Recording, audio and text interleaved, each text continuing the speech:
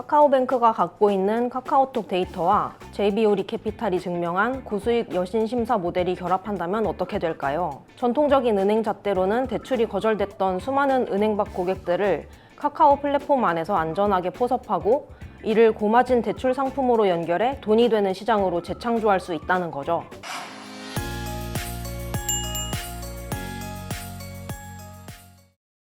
지방금융 계열의 한 캐피탈사가 웬만한 은행보다 돈을 더 잘 벌고 있습니다. 심지어 사상 최대 실적을 갈아치우고 있는 카카오뱅크마저 이 회사를 눈여겨보는데요. 바로 JB금융그룹의 비은행 계열사인 JB우리캐피탈입니다. 카카오뱅크가 최근 캐피탈사 인수를 검토하면서 그 모델로 JB우리캐피탈을 언급했는데요. 인터넷은행이 왜 갑자기 캐피탈에 관심을 갖게 된 걸까요? 오늘은 카카오뱅크가 꿈꾸는 미래와 JB우리캐피탈이 보여준 고수익 금융 모델의 비밀을 살펴보겠습니다. 더벨금융부 김보겸 기자입니다.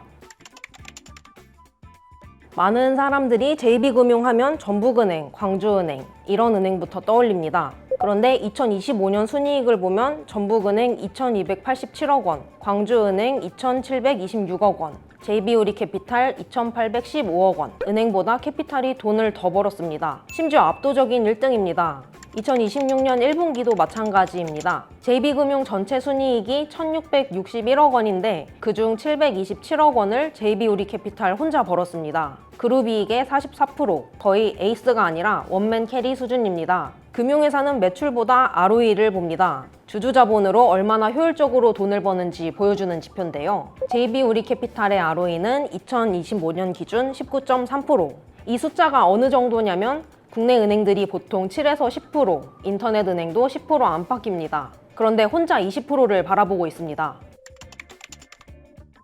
JB우리캐피탈이 돈 버는 세부 구조를 뜯어보면 세 가지 무기가 있습니다. 먼저 중고차 금융입니다. 수익성이 떨어지는 신차 할부는 줄이고 마진이 높은 중고차 취급에 집중했습니다. 한때 총자산의 70% 가까이 차지했던 신차 금융 비중은 4%대로 축소했고 중고차 금융 비중은 24% 가까이 늘렸습니다. 다음으로 정교한 중금리 대출입니다. 1금융권 은행에서 대출을 못 받지만 연체 위험은 관리할 수 있는 이른바 애매한 신용등급의 고객층을 타깃팅했습니다. 리스크가 있는 만큼 금리 스프레드를 크게 가져가며 수익을 극대화합니다. 마지막으로 신속한 디지털 심사와 계좌별 손익분석 체계라는 비법입니다. 개인금융에 있어서 전통은행보다 승인 속도가 빠른 데다 대출 계좌별로 연체율과 이자 수익, 이자 비용, 대손 비용을 실시간으로 기록하고 분석합니다. 리스크 측정과 손익 분석을 동시에 진행해서 마진을 짜내는 시스템입니다.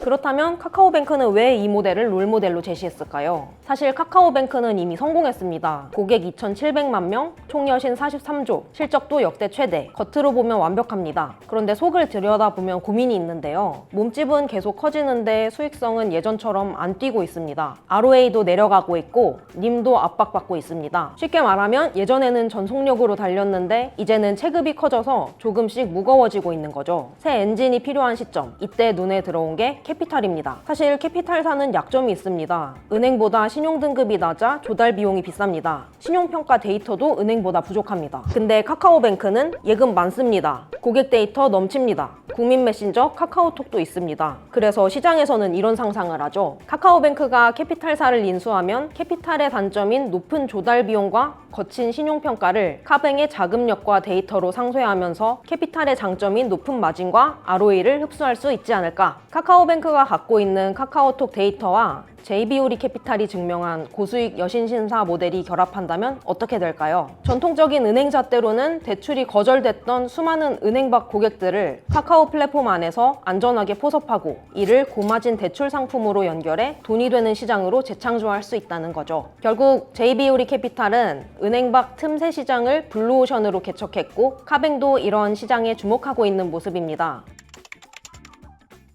그런데 현실은 항상 드라마보다 무섭습니다. ROE 20% 멋있습니다. 근데 이유가 있습니다. 위험도 크기 때문입니다. JB우리캐피탈이 잘하는 중금리 대출, 기업금융, 중고차 금융은 호황기에는 돈을 쓸어 담지만 불황이 오면 가장 먼저 맞는 영역이기도 하죠. 은행이 감기 걸리는 수준이면 캐피탈은 독감 걸리는 경우도 있습니다. 연체율이 오르기 시작하면 수익성은 생각보다 빠르게 무너지고요. 카카오뱅크도 마찬가지입니다. 캐피탈 인수는 마냥 ROE를 높이는 치트키가 상기가 아닙니다. 오히려 리스크 관리에 실패하면 부실 폭탄이 될 수도 있는 거죠. 결국 카카오뱅크가 부러워하는 건 JB 우리캐피탈이라는 회사가 아닙니다. 은행이 안 되는 고객을 돈 되는 고객으로 바꿔내는 능력, 바로 그 비즈니스 모델입니다. 다만 금융업에는 오래된 격언이 있습니다. 높은 수익률에는 항상 이유가 있다. 그리고 대부분 그 이유는 하이리스크입니다. 과연 카카오뱅크는 인터넷 은행의 한계를 넘어 카카오의 플랫폼 지배력 위에 고수익 캐피탈 엔진을 얹은 디지털 금융그룹으로 진화할 수 있을까요? 그 답은 앞으로 몇 년 안에 드러날 것 같습니다. 지금까지 시청해주셔서 감사합니다.